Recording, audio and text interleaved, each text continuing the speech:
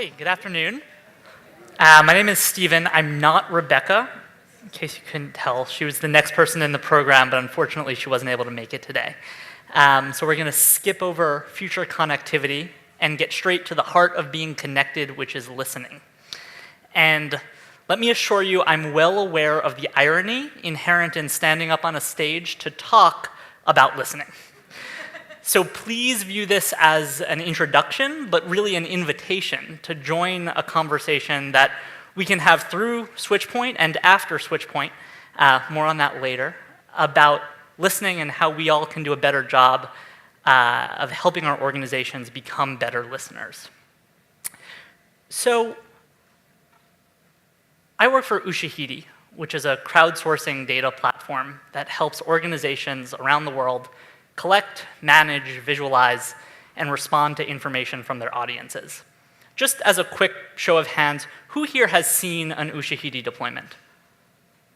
Okay, great. How many here have contributed to an Ushahidi deployment?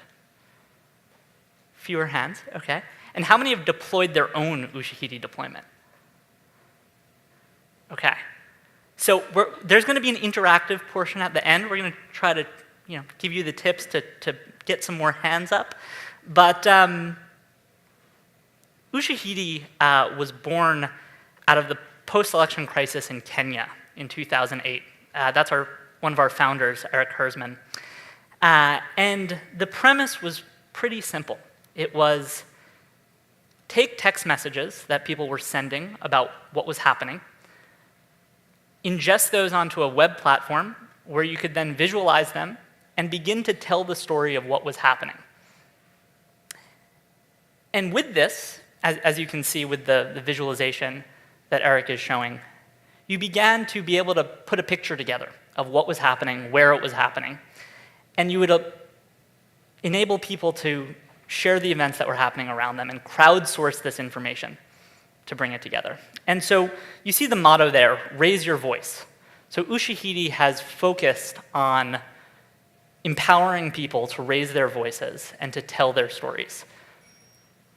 And since 2008, we've launched over 100,000 deployments of our software across 160 countries so that people could tell their stories, report events that are happening across a broad range of areas, from global health to election monitoring, human rights, disaster response, etc.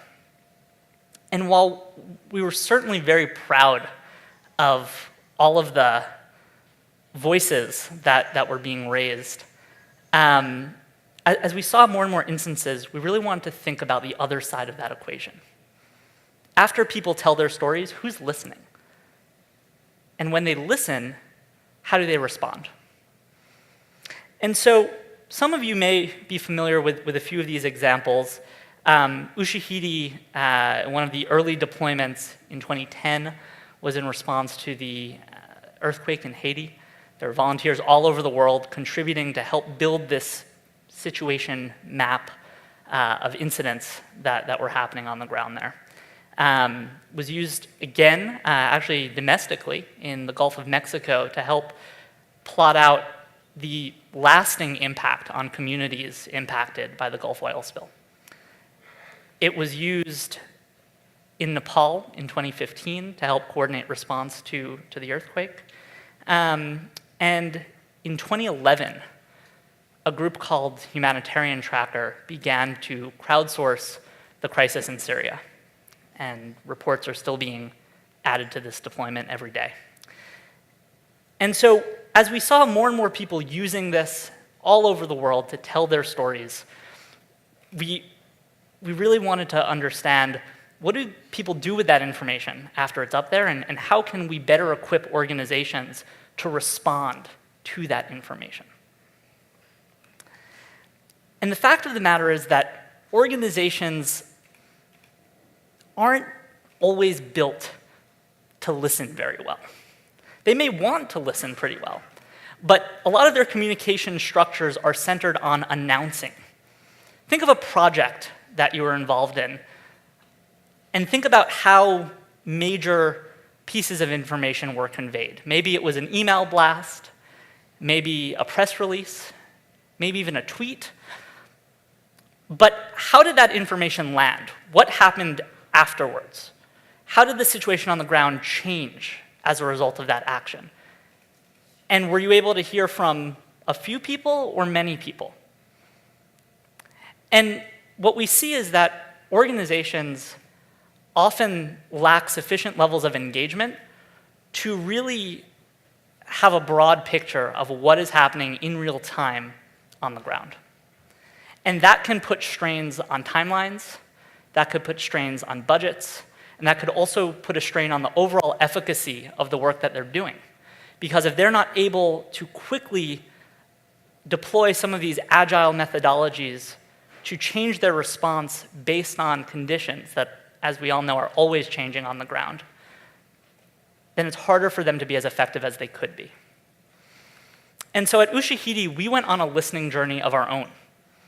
We spent over 6 months interviewing people who were using our software and really asking questions about what happened next. So after someone submits an incident report to the platform, what do you do with it? Who works on it? How do you assign it to that person? What do they have to do? How do you know when it's done? All of these questions to address the other side of the equation, the listening side.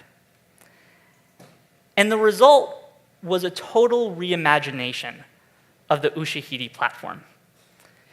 Still very much focused on empowering people, grassroots at all levels in the field, to quickly spin up their own deployments to tell their stories, but also focused on how organizations can take Ushahidi to new scale and really put in place tools to listen and respond better. And so that involves back-end functionality, the ability to create custom user roles and permissions to control who has access to the sometimes sensitive data that comes through the platform. It involves being able to assign tasks and workflows. It involves being able to note when that work has been completed, so that teams not only are able to collect the information, but they know what to do next, and they're able to signify that it's been done.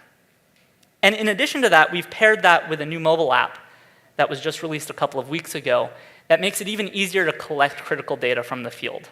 It has offline data capabilities so that field workers who don't always have the best data connection can save reports offline, locally on their devices, including photo and video and geolocation, and then upload that to their deployment when they regain a connection.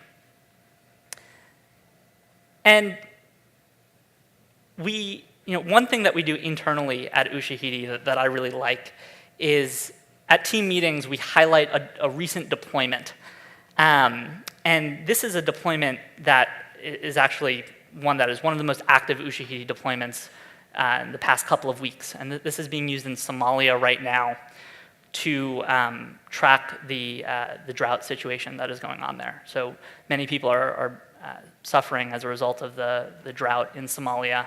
And this initially popped up as a way for people to report that there was an urgent need, that they needed help. And then we saw a new category was added recently about response delivered, and organizations beginning to kind of use this platform to connect. And when I see that, I can't help but think, how can we take that to the next level? How can we take the lessons that we learn from crisis response and apply those same tools earlier for protection, for preparedness, or even for prevention, by listening better? And I think that listening is a key part of that, and that we can only do that if we engage communities with better tools to reach them where they are for longer durations and not just in a time of crisis. And so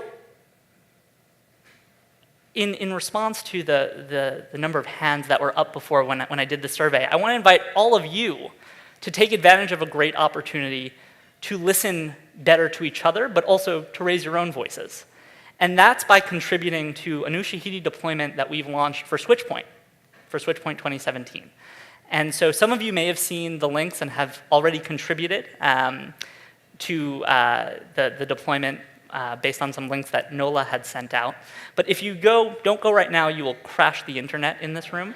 But if you write down the link, or I'm sure we can email it out later, it's switchpoint2017.ushahidi.io. That is the deployment for this conference. And what we've done is we've structured it so that presenters can put their name and email address and bios up there. Attendees can do the same. And we also want to encourage people to post about projects that they're working on. And the result is this map where you can do everything from notice, oh, hey, this other organization is doing similar work in Nairobi. I'm going to be there next week. I'd love to learn more about it. I should set up a meeting.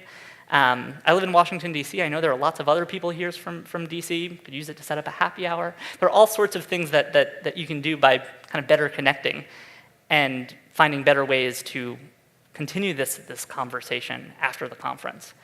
And in addition to exploring the tool yourself, which I hope you'll all do, I hope you'll also consider how your organizations can become better listeners. How can you scale your impact by increasing the situational awareness of your teams in the field or through work that you're doing at home? And so I hope that you'll all seize this opportunity to raise your voices, to tell your stories, but also to take the time and to use the tools to listen. Thanks.